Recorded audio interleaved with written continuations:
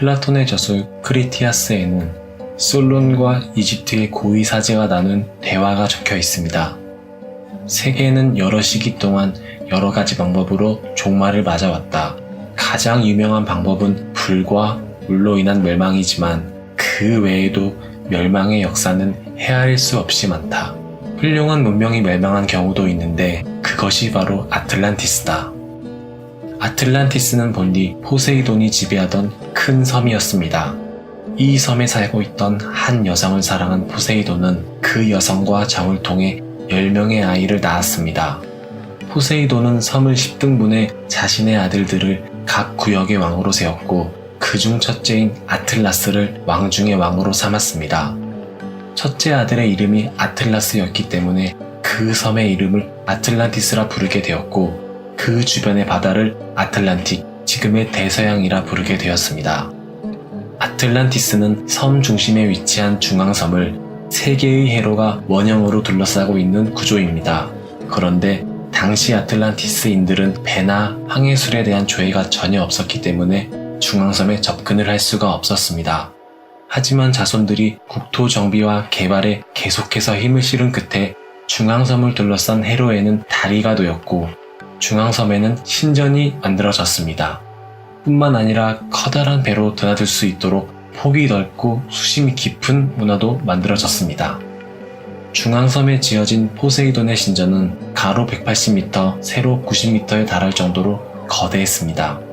이 건축물은 외관은 은으로 지붕은 황금으로 뒤덮여 있었으며 내부의 천장은 상아로 장식이 되어 있었습니다. 단순히 거대한 것뿐만 아니라 웅장함까지 겸비하고 있었다 해도 과언이 아니었습니다.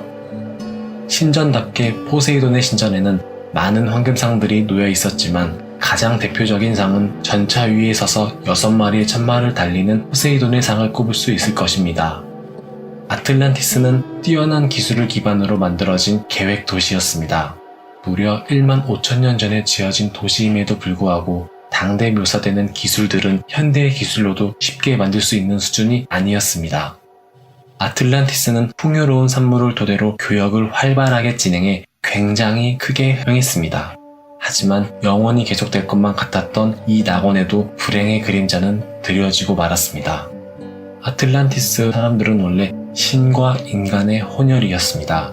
그런데 신의 성질이 상대적으로 강했던 초기 아틀란티스인들은 온화하고 사려가 깊고 고매한 정신을 가진 이들이었습니다. 그러나 세대 교체가 계속되면서 인간의 성질이 전면에 드러나게 되었고 막대한 재산은 오히려 짐이 되어 그들은 사치와 허영심에 빠지고 맙니다.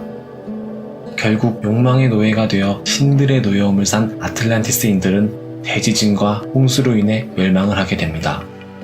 아틀란티스는 존재 자체부터 의문에 빠져 있는 상황입니다.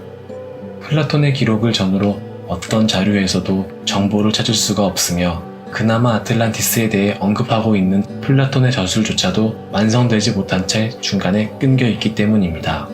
이와 관련해 플라톤의 제자인 아리스토텔레스는 허무맹랑하다라는 비판을 했으며 영웅전을 집필한 역사가 플루타르코스도 신뢰성에 대해 의구심을 표출했습니다.